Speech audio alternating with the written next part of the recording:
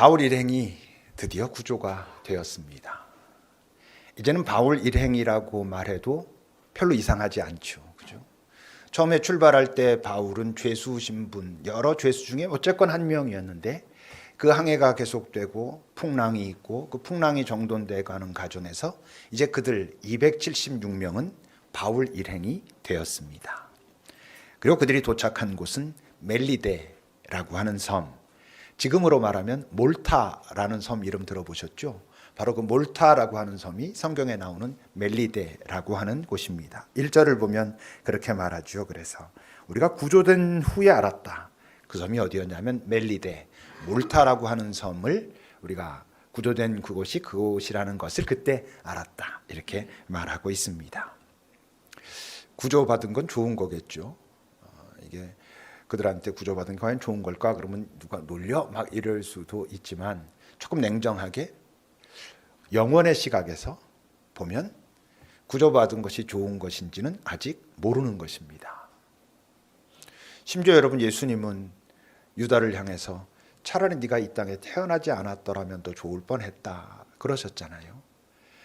그러니까 이 땅에서 어떤 어려움이 있을 때 구조돼 가지고 살아남았다는 것이 중요한 거라기보단 더 중요한 건 영원의 시각에서 보면 그 다음에 어떻게 살아갈 것인가 하는 것이 훨씬 더 중요합니다. 사실 이들이 배 안에서 되게 고난 가운데 있을 때 바울을 통해서 하나님의 어떤 움직임을 그들이 경험했고 하나님을 좀 인정했고 받아들이는 어떤 순간들이 분명히 있었거든요. 어쩌면 그렇게 하고 딱 마무리가 된 게 그 다음에 함부로 막 살아서 그렇게 산 것보다 더 나을지도 모른다라는 거지요. 안 그러길 바라지만 지난주 중에 지금 좀 멀리 떠나가 있는 지체와 이렇게 통화를 하게 됐습니다. 나름대로 그 치열한 상황 속에서 애쓰고 노력하면서 살아가고 있고 어쩌면 그렇게 힘들고 이게 참 만만치 않은 현실을 자기가 자각하면서 또 하나님께 집중하고 하나님 안에서 한번 살아보고 싶은 마음 때문에 오랫동안 나름대로 노력을 하다가 보니까 이 사람이 빠진 그 오히려 함정 같은 게 뭐냐면 오히려 그때는 그냥 그 전에는 그냥 살았는데 내가 하나님을 의식하고 하나님의 합한 그 모습으로 살고자 노력하다 보니까 내가 참 허접하구나 이런 걸 자꾸 경험하는 거예요. 그래서 오히려 더 고통스럽다고 이런 나를 어쩌면 좋겠냐고. 근데 어때요 여러분? 그게 좋은 상태잖아요. 내가 지금 참 이런 모습이구나. 내 안에 이런 것이 있고 내 실체가 이렇구나를 자각해서 안타까워할 수 있는 것. 물론 그 안타까움을 가지고 다시 하나님 앞에 나아가는 것이 훨씬 더 중요하지만 그런 상태는 아무것도 아닌 것 같은, 그러니까 아무런 문제도 없는 것 같이 그냥 일상 속에서 무디게 살아가는 것보다 훨씬 좋은 것이죠. 그가 이제 그런 얘기를 합니다. 맞습니다. 다메섹 체험, 바울의 다메섹 체험이 정말 귀한 것이고 그게 출발점이긴 하지만 바울을 바울되게 만든 건 분명히 그 이후에 그가 선택하며 살아갔던 삶인데 그게 참 정말 힘들다는 것을 다시 한번 깊이 느낍니다. 그런 이야기를 합니다. 어렵죠. 그러니까 실제로 여러분 그 276명의 경험이 바울의 다메섹 경험과 본질적으로 같습니다. 물론 다메섹의 경험은 어떤 의미에서 하나님이 직접 바울에게 다가오신 거라면 276명이 그 풍랑 중에 경험한 건 바울을 통해서 경험한 하나님이긴 하지만 하나님 경험이라고 하는 그 본질로는 같은 것인데 문제는 그 경험이 그 이후에 모든 그들의 삶에 바울 같은 색깔로 살 수 있었을까? 그건 이제 다른 문제가 되는 것이죠. 사실 바울을 생각해 보면 바울은 다메섹 체험이라고 하는 그 체험 이전에 많은 게 이미 준비되어 있던 사람입니다. 그의 여러 삶에서 나름대로 열심과 그 하나님의 말씀에 대한 것, 또 어쨌건 자기 나름대로는 하나님에 대한 충성과 이런 것들이 많이 준비가 되어 있었던 사람이고 다메섹 체험은 그냥 눈을 뜨게 한 것이죠. 눈을 확 뜨고 나니까 이게 이거였잖아 라고 알고 그 다음에 살아갔으니까 그는 이미 많은 게 준비되어 있던 사람이긴 하지만 그렇지만 사실 그게 어려운 거예요. 눈을 뜬다는 게 어려운 거거든요. 여러분 우리 인간이 살아가면서 저는 아마 가장 어려운 게 그건 것 같아요. 내가 지금까지 한참 이렇게 살아왔는데 이게 틀렸구나라는 걸 인정하는 거. 사람들이 이렇게 가면서 지금까지 내가 살아왔던 방향이 이게 틀렸는 걸, 이게 좀 이상한 걸, 돌아가야 되는 거 아닌가라고 하면서도 그걸 인정하는 게 너무 어렵잖아요. 그래서 계속 이런 경우들이 많거든요. 그 인정하는 게 왜 또 어렵냐면, 그 인정하는 것은 뭐랑 다 있게 되냐면 돌아서는 것과 다 있단 말이에요. 돌아서고자 하면 내가 포기해야 될 게 너무 많아. 어쨌건 내가 지금 뭔가 좀 이상한 길을 걸어온 것 같긴 하지만 다른 사람들은 나를 부러워하는 부분들도 있고, 또 내가 그동안 그 여정을 걸어오면서 갖게 된 많은 것들이 있는데, 내가 뭔가 잘못 걸어왔어라는 걸 인정하게 되는 순간 자존심도 상하고, 소위 말해 자기 부인이 일어나야 될 것 같고, 많은 걸 포기해야 될 것 같고, 그러니까 잘 못한단 말이죠. 바울은 많은 게 준비되어 있었음에도 그게 참 중요한 위대한 점은 눈을 뜨는 순간 인정했고 돌아섰다라고 하는 것. 그게 여러분 다른 말로 하면 회개죠. 회개가 어려운 것입니다. 우리가 회개하고서도 왜 방향은 크게 달라진 것 같지 않은가? 회개라는 그 고백은 하면서도 그렇게 만만한 것은 아니기 때문이죠. 오늘 본문은 짧은 하나의 에피소드지만 이 본문 속에는 그렇게 변화된, 새롭게 눈을 뜨게 된 바울이 그 이후로는 어떤 방식으로 삶을 살았는가 하는 것들을 우리에게 보여줍니다. 1절을 여러분 보세요. 우리가 구조된 후에 알았다. 우리가 구조된 그 섬이 멜리데라고 하는 섬이라는 걸 그때서야 비로소 알게 됐다. 나중에야 알게 됐다. 이 말씀은 이런 걸 우리에게 말하죠. 바울이 그 항해를 하면서 풍랑을 경험하면서 우리의 삶으로 말하면 어떤 고난을 경험하면서 바울에게 확실했던 건 하나밖에 없었어요. 뭐? 너는 안전할 거야 라고 하는 하나님의 약속 하나밖에 없었어요. 죽지 않아 라고 하는 약속 하나뿐이었단 말이죠.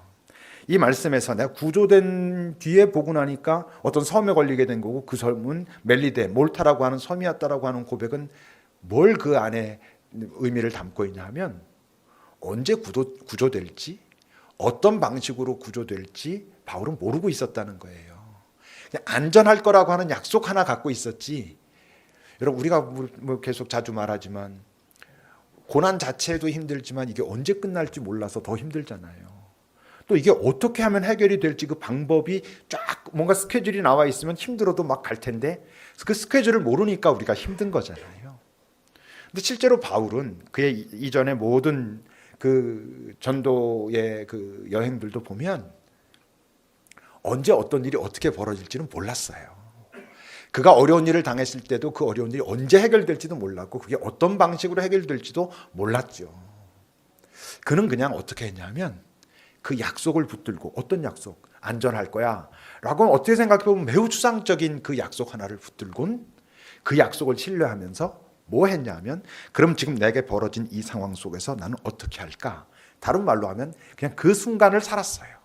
그 현재를 살았다라고 하는 거지요. 여러분, 이 풍랑 속에서도 어땠습니까?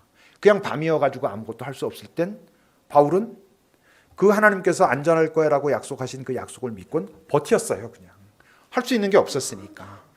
날이 어스름 이렇게 밝아오고 그럴 때는 사람들에게 하나님을 기억하자라고 하고, 이 하나님께서 우리에게 안전하다고 약속하셨다라는 것을 사람들에게 말하면서 그들을 격려하고 독려하는 작업을 했어요. 날이 이제 밝아서 뭔가 서로 간에 할 일들이 생겼을 때는 할 수 있는 일들을 각각 했어요. 그 현재를 살았어요. 약속 하나 믿고. 여러분, 우리도 이 땅을 살면서 하나님께 좀 가까이 간 사람들은 전부 무엇을 알아요? 네 삶은 내가 책임질 거야. 네 삶의 이 땅에서의 마지막 순간, 내가 너를 다시 부르는 순간까지 내가 너와 함께 할 거야 라고 약속하셨다는 것을 우리가 많이 아는데도 왜 항상 불안하고 두려워요? 우리가 그런 이유는 이게 언제 끝날지, 이게 어떻게 해결돼야 되는 건지에 대한 방법을 모르기 때문에 항상 우리는 두려워하고 그러잖아요. 근데 바울은 뭐 1도 두려워하지 않았다라고 말할 수 없을지는 모르지만 그것에 휘둘리지는 않았어요. 왜? 그 약속을 붙들고 이 순간 현재를 살려면 버려야 되는 게 두 가지가 있어요. 첫째는 뭘 버려야 되냐면 절망을 버려야 돼. 사실 뭐 절망이라는 게 뭐 내가 갖고 있다 버리고 싶다고 버려지는 건 아니지만, 절망을 하지 않는 자만 그걸 버텨냅니다. 절망을 버린다는 건 다시 말하면 믿음이 굳건하다는 것을 말해요. 내 눈앞에 보이는 상황은 이렇지만 이 상황보다 더 큰 하나님께서 내게 그렇게 약속하셨다면 나는 안전할 거야 라고 믿는 것, 절망하지 않는 것. 여러분, 사람들의 삶이 와르르 무너지는 순간은 그 상황이 아닙니다. 그 상황에서 더 이상 내가 견뎌내지 못하고 절망할 때 무너지는 것입니다. 여러분, 그 사람이 버티던 때와 그 사람이 무너진 때를 잘 비교해 보면 상황이 달라졌기 때문이 아닙니다. 같은 상황인데 어느 순간 무너집니다. 왜? 상황이 더 힘들어져서? 아니, 더 이상 희망을 가지고 있지 못하기 때문에 무너지는 것입니다. 절망을 버리는 것은 이 순간 약속을 믿고 현재를 살아가는데 매우 중요한 것이고, 두 번째 또 버려야 될 게 있는데, 현재를 살아가려면, 약속을 붙들고 현재를 살아가려면 버려야 될 또 한 가지는 고집입니다. 바울의 여러분이 우리가 여정을 쭉 봤지만 그에게 계획이 없었습니까? 있었습니다. 나름대로 어떻게 하고 계획이 있었는데 이 사람은 그 계획을 고집하지 않은 것입니다. 실제로 잘 보면 계획대로 된 게 별로 없어요. 계획대로 된 게 별로 없는데 됐어요. 그럴 수 있었던 건 자기의 계획, 자기가 이렇게 되는 것이 좋다고 하는, 나는 이렇게 해야 되겠다라고 하는 그 고집을 고집하지 않았기 때문에 그는 현재를 살 수 있었어요. 내 뜻대로 안 되거든. 내 뜻대로 안 되지만 하나님께서 나에게 안전할 거라고, 죽지 않을 거라고 말씀하신 그 약속을 믿었기 때문에 내 뜻대로 안 되는 것을 고집하지 않았다고요. 바울은 그 고난을 그런 식으로 통과해냈던 사람이었어요. 이 하나의 사건뿐만 아니라 하나님을 만나고 나서 그 이후로 계속. 바울이 살았던 또 삶의 방식 하나가 2절부터 나옵니다. 여러분 보세요. 비가 오고 날이 찼습니다. 원주민들이, 그 멜리데, 몰타에 있는 그 원주민들이 볼 때 이들에게 특별한 동정을 합니다. 왜? 아무래도 아직 그런 사회들은 매우 주술적인 사회란 말이에요. 그러니까 그 도저히 자기네들이 봐도 경험하기 힘든 그 풍랑이 그렇게 오랫동안 계속되는데도 이들이 단 한 명도 다치지 않고 다 구조돼서 섬으로 들어왔어. 그러니까 이들이 생각할 땐 뭐예요? 이들한테 뭔가 특별한 게 있다. 특별한 어떤 돌봄이 있는 사람들이다라는 것을 이들이 인정하니까 이들한테 잘 해줍니다. 그런데 바울이 나무 한 묶음 가지고 불에 넣는 순간 그 나무 속에 있었던 독사가 뜨거우니까 나와서 바울을 꽉 물었네. 그걸 보면서 자기네들끼리 뭐라 합니까? 야, 뭐야, 저 사람이 정말 죽을 수밖에 없는 운명을 가진 사람이구나. 신이 용서하지 않는 사람이구나. 분명히 죄인이구나. 바다에서는 어떻게 운 좋게 살았는데 결국은 죽게 되는구나 라고 했다는 거죠. 근데 바울은 그 짐승을 불에 떨어버리면서 아무렇지도 않은 거예요. 이건 뭘 말해요? 바울이 알고 있는 게 있는 거죠. 뭘? 이 독사는 나를 죽일 수 없다. 내가 죽는다면 하나님이 여기까지 끝. 그래서 내가 이 땅의 삶을 마칠 수는 있지만 하나님이 나를 아직 이 땅에서 사용하시겠다라고 하고 나에게 계획이 있다라고 말씀하시는데 독사가 나를 죽일 수는 없다라는 걸 바울은 알았어요. 뭐 우리가 그냥 일반적으로 하는 말로 하면 오직 하나님만이 나의 주권자다. 나의 주인이시다. 그분이 나를 보호하실 것이고 그분이 나를 인도하실 것이고 내 삶의 종료 지점이 됐을 때 끝이라고 한다면 그건 독사 때문이 아니라 하나님이 여기까지라고 말씀하셨기 때문에 내 삶은 끝날 것이다라는 걸 그는 알았기 때문에 이런 거예요. 당연히 여러분, 예수 그리스도의 하나님을 바울이 만나고 난 후에 바울이 두려워했던 건 하나님 한 분뿐이었어요. 그렇기 때문에 그가 했던 말이 뭐예요? 나는 죽음조차 두렵지 않다. 내 목숨조차 아깝지 않다. 여러분, 이 세상에서 제일 무서운 사람이 어떤 사람이겠어요? 죽음도 두렵지 않은 사람이에요. 죽음이 두렵지 않은데 이 세상에 뭐가 두렵겠어요?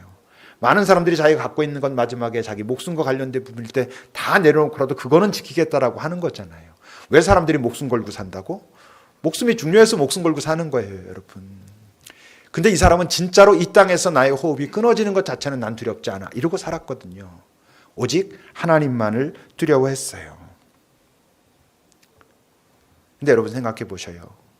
우리 모두는 독사를 경험하면서 삽니다.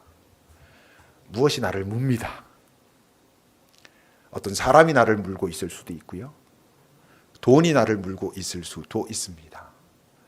여러분들이 지금 매일매일 나가고 있는 그 일터가 여러분들을 물고 있을 수도 있고, 때론 건강이라고 하는 것이 나를 물고 있을 수도 있고, 사람들이 가장 물려 있는 게 많은 경우 자기 자신입니다. 자기 자신이 자기를 물고 있습니다. 독사입니다. 그건 사람이 나를 물고 있을 때 나는 정당하고 쟤는 악해라는 의미랑은 좀 다를 수 있습니다. 그 사람이 악하지 않음에도 불구하고 나의 어떤 상처 아니면 나의 어떤 상황 때문에 그가 나에게 독사처럼 나는 느끼고 있을 수 있는 것이죠. 우린 많이 그런 경험들을 실제로 합니다. 지금도 여러분들이 경험하고 있을 수 있고 이전에 했을 거고 앞으로도 할 것입니다. 이 땅을 사는 동안 우리는 독사가 우리를 무는 그런 경험을 하게 됩니다. 문제는 독사가 나를 그렇게 물게 됐을 때 내가 죽을 것이냐 말 것이냐 하는 것이죠. 많이들 죽습니다. 피폐해집니다. 휘둘립니다. 왜? 하나님이 나를 이 상황 속에서도 지킬 것이라고 하는 쪽으로 연결이 되어 있지 않으면 우린 독사에 물렸을 때 그 죽음의 강도는 있을지 모르지만 대부분 죽습니다. 다 포기하고 싶기도 하고 내 안에 절망이 일어나기도 하고 더 악해지기도 하고 그렇게 되지요. 여러분들에게 독사는 무엇이었습니까? 또 지금 여러분들은 어떤 독사에 물려 있습니까? 그리고 그 자리에서 하나님과는 어떻게 소통하고 있고 그래서 그 독사는 여러분들에게 결국 무엇이 됩니까? 바울에게 이 독사는 무엇이 됩니까? 결국 하나님을 높이고 하나님을 드러나는 도구가 됩니다. 6절을 보세요, 여러분. 그 사람들은 그가 독사에 이렇게 물렸으니까 저건 엄청 붙든지 아니면 갑자기 쓰러져서 죽을 거라고 생각하고 있는데 안 죽습니다. 그러니까 그들이 어떻게 하냐면 돌이켜 생각합니다. 돌이켜 생각한다는 게 뭐예요? 이 사람 뭐지? 이랬다는 것입니다. 당연히 죽어야 되는데 죽지 않습니다. 제가 지금 저런 상황에서 사람들에게 저런 비난을 받는다면 쟤는 분명히 절망하고 다 포기하고 그랬는데 쟤는 어떻게 저 삶을 하루하루 자신의 삶을 또 살아가지? 내가 볼 때 지금 저 상황은 제가 도저히 견딜 수 없는 상황인 것 같은데 저 사람은 어떻게 힘든 건 감당하지만 힘들어하고는 있지만 어떻게 그래도 저 자기의 삶을 계속 저렇게 유지해 가지? 라고 사람들이 돌이켜 생각합니다. 이런 모습을 보면서 사람들은 바울을 통해 지금 하나님을 봅니다. 도대체 저 사람이 저런다면 저 사람을 지키고 있다라고 그렇게 말하고 있는 그 하나님이 도대체 누구지?가 되는 것이죠. 독사는 그래서 독사로서가 아니라 하나님을 높이는 역할로 변합니다. 이재근 선교사님의 아내의 그 기도 글을 우리 전체방에 올렸죠. 그와 이제 하면서 이렇게 저는 주고받은 얘기 중에 제가 이제 그런 얘기를 했습니다. 사모님, 이런 얘기가 너무 무책임하고 함부로 하는 얘기처럼 들릴까 봐 좀 조심스럽긴 하지만 그래도 그렇게 얘기했습니다.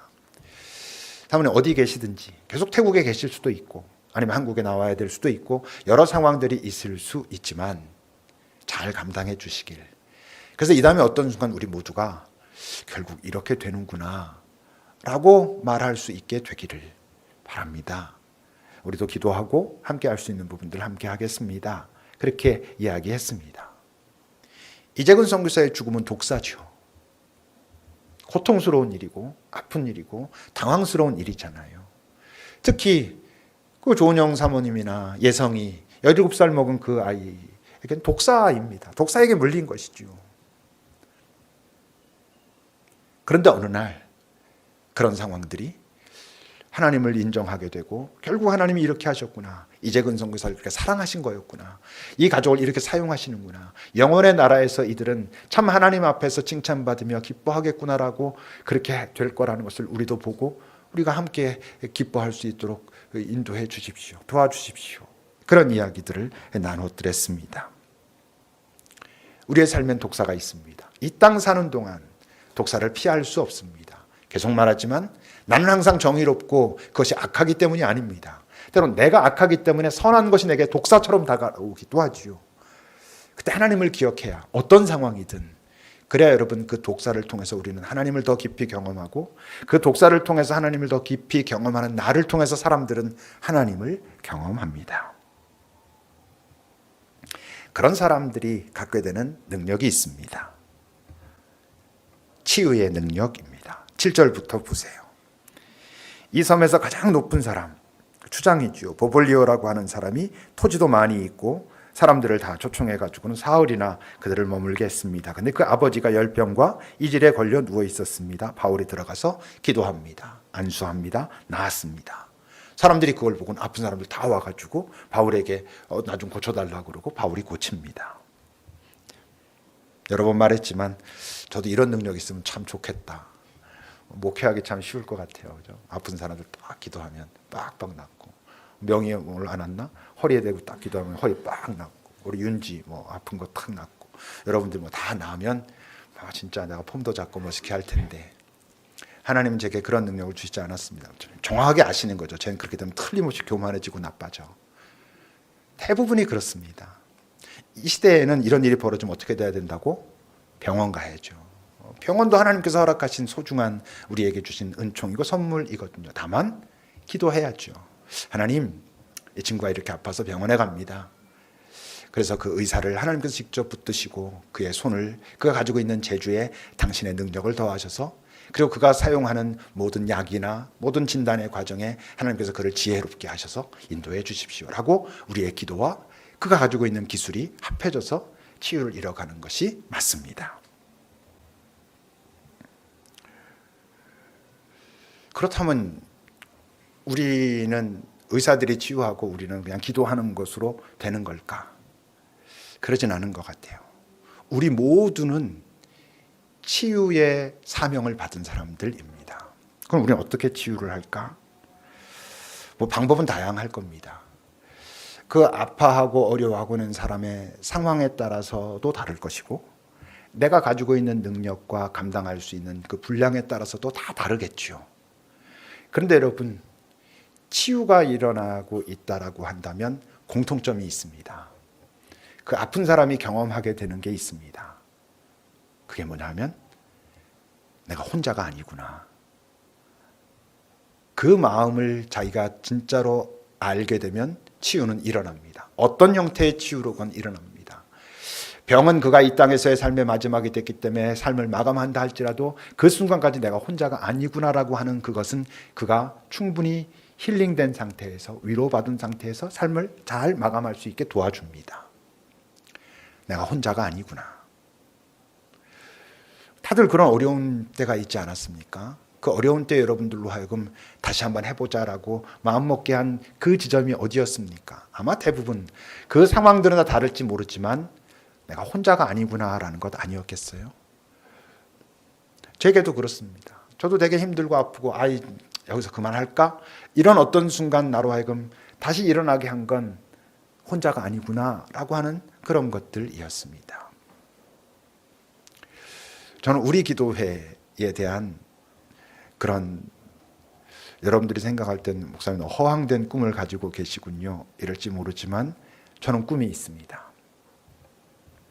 서초동이든 광화문이든 뭐 지금 그들의 어떤 가치가 다르니까 그런 거랑 관계없이, 그들이 어떤 가치를 추구하느냐와 관계없이 그 두 그룹 모두 나름대로의 설렘이 있습니다. 서초동에 지난 3주 전에 이제 처음 사람들이 예상보다 엄청나게 많이 모였다라고 했을 때 제가 들었던 인터뷰가 하나 있습니다. 한 여자분이 그런 이야기를 했습니다. 제가 오늘 여기 와서 참 위로를 받습니다. 왜냐하면 저는 저 혼자만 이렇게 생각하나 그랬거든요. 하도 막 이런저런 얘기들이 너무 많이 쏟아져 나오고 사람들이 다 욕을 해서 자기네게 눈치를 보면서 나는 아닌 것 같은데 나 혼자만 이렇게 생각하나? 그래서 오늘 여기 나와서 보고 내가 혼자가 아니구나 라는 것을 경험하면서 제가 되게 오히려 위로를 받고 갑니다. 이렇게 얘기합니다. 광화문에서도 뭐 돈 받고 나온 사람들을 제외하고 정말 그게 의미가 있다고 생각해서 나오는 사람들이 있을 거 아니겠어요. 그들도 거기서 우리가 이렇게 혼자가 아니구나라고 하는 것이 주는 분명히 위로가 있을 것입니다.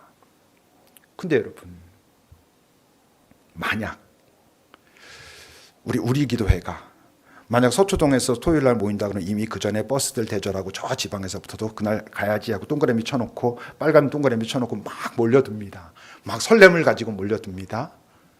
한 달에 한 번씩 하는 우리 기도회를 여러분들이 미리 동그라미를 쫙 쳐놓고, 당일날 하려고 그러면 항상 뭔가 일이 생기거든요. 동그라미를 쳐놓고 그날 직장이 늦게 끝나는 사람들은 반차를 내는 거야. 반차를 내고 막 몰려서 이만큼이 다 모여. 애기들도 다 데리고 와가지고 뭐 기도회니까 조금 뭐 이렇게 복잡복잡해 되니까 와서 이게 뭐야? 아 우리가 위에서 기도하려고 이렇게 모여. 그래 모여가지고 뭐 윤지수호를 외쳐. 다 같이 정상이를 수호하자고 외쳐. 황장로님을 수호하자고 다 같이 외쳐. 그거는 반대 세력이 없을 거 아니에요. 저의 허황된 꿈일까요? 저는 그게 맞다고 생각해요. 한 달에 한 번 사람들이 서초동에 그렇게 가듯이 광화문에 그렇게 가듯이 미리미리 거기다 동그라미를 쳐놓고 이날은 내가 무슨 일이 있더라도 가야지, 모든 약속 제외하고 이날은 가야지, 그래서 이렇게 모여서 여기 있는 사람들의 어떤 아픔과 어려움들, 그날 특별히 누구 위해서 기도합시다. 그러면 정말 하나님 이 사람을 우리가 수호하기를 바랍니다. 하나님 이 사람을 지켜주시기를 바랍니다라고 그렇게 저는 기도해야 된다고 생각해요. 그게 여러분 치유 공동체인 것이죠.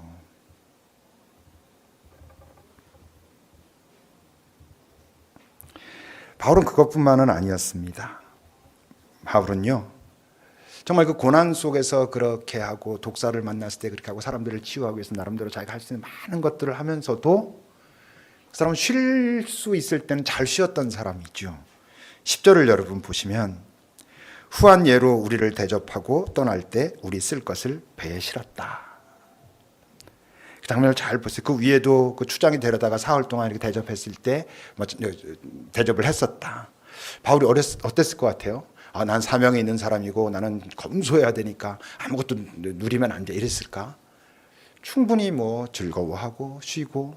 그러니까 바울이 그런 고백했잖아요. 나는 비천에 처할 줄도 알고 또 풍부에 처할 줄도 안다. 내가 잘 쉬어야 될 때, 잘 놀아야 될 때 잘 놀겠다 이런 거죠. 물론 거기 위험성이 있어요. 자칫 잘못하면 이게 마음대로 함부로 하면서 이게 난 잘 쉬는 거야 이렇게 말할 수도 있죠. 성경으로 말하면 내 정욕을 쫓아 행하면서 나는 이게 쉬는 거야 이렇게 되는 위험성이 있지만 균형이 있는 자유, 실제로 예수님이 그러셨잖아요. 여러분 예수님이 그 잔치 자리, 사람들의 밥 먹는 자리, 나쁜 놈들이 와서 밥 먹자 그래도 기꺼이 가셔가지고 거기서 즐거이 나름대로 거기서 즐거워하고 이러셨거든요. 잘 쉬고 잘 놀고 그렇게도 했죠. 뭐 우리도 뭐 그것이 전부면 안 되지만 서로의 문제들을 아파하고 함께 고난을 돌파해 가고 또 어려움들이 있을 때 서로 격려하고 위로하면서 가면서도 충분히 같이 즐거워하고 이런 시간들이 필요하겠지요. 사도행전이 이제 다음 주면 이제 끝이 납니다. 바울 사도 우리가 13장부터 쭉 봐왔으니까 바울 사도를 한 30번 정도 이렇게 쭉 봐왔는데 그 이전에 여러분들이 바울에 대해서 갖고 있던 인식이 뭐 나쁜 사람이야 있었겠는가, 뭐 좀 바울의 어떤 것이 문제라고 어떤 신학적으로 뭐 그랬을지는 모르지만 어쨌건 그때 가지고 있던 인식보다 바울을 이제 우리가 한 30번 정도 이렇게 살피면서 좀 더 깊이 알게 됐잖아요. 깊이 알게 되면서 좀 어떠십니까? 저는 좀 더 좋아졌을 거라고 생각해요. 이 사람이 정말 이랬구나. 이 사람 참 귀하구나. 아마 대부분의 분들이 그러지 않았을까 싶어요. 우리가 그런 사람이 돼야 되는 거 아니겠어요? 더 깊이 알면 더 좋아지는 사람. 더 오랫동안 있어 보니까 좋은 사람이네 이러는. 처음에는 막 괜찮은 사람인 것 같아 시간이 갈수록 자꾸 피하는 게 아니라 시간이 갈수록 좋구나 이러는 사람. 여러분 바울을 여러분들이 우리 바울 사실 바울 그분이 옆에 있으면 바울을 이렇게 말 못하겠지. 바울 이분께서 뭐 이러겠죠. 그 옆에 있으면 우리 막 자랑하고 싶지 않겠어요? 보라 하나님의 사람이다. 하나님의 사람은 이래 라고 자랑하고 싶어지지 않겠습니까? 근데 막 내가 이렇게 자랑을 했어. 바울서 여기 오셔가지고 하나님의 사람이야. 이런 사람이 바로 하나님의 사람이고 하나님이 이 사람 이렇게 하셨어. 그래서 그 사람 나한테 묻는 거야. 그럼 넌? 그럼 이제 난 하나님의 걱정거리. 뭐 이러면 좀 안 되는 거 아니겠어? 더 심하게 나가서 하나님의 왼수, 하나님의 탄식 막 이러면 어떻게 해요? 바울의 삶을 여러분 잘 보세요. 만만치 않죠. 만만치 않은데 뭐 그러면 바울 같은 가치관을 갖고 살고 있지, 바울 같은 가치관은 가졌지만 그 색깔을 살고 있지 않은 우리들은 다들 좋으십니까? 살만하십니까? 우리 말했잖아요. 다 힘들어요, 이 땅 살아가는 거. 근데 바울의 색깔을 살면 그 안에는 자기로부터 만들어질 수 없는 하나님께로 오는 평화와 기쁨, 설렘 이런 게 있어요. 그래서 힘들지 않은 게 아니라 힘든 걸 이겨내고 극복하고 오히려 그 힘든 것 속에서 더 소중한 것을 발견하는 삶을 사는 거예요. 이 땅에서 우리가 예수 믿었으면 그런 삶을 살아내고, 그리고 결국 내 삶을 보는 사람들이 저 옛날에 그러더니 결국 하나님의 사람이 결국 저렇게 되는구나. 여러분, 하나님의 사람이다라는 게 그 사람 높이는 거예요? 아니잖아요. 그 하나님이 대단하구나 이런 얘기하는 거잖아요. 그러니까 우리의 삶을 보면서 전부 사람들이 저게 하나님의 사람이고 저 사람이 저렇게 될 수 있다면 그 하나님이 정말 대단하신 분이구나 라고 할 수 있는, 우리의 삶이 하나님을 높이는 그런 삶 되기를 우리 하나님께서 기대하시겠지요. 기도하겠습니다.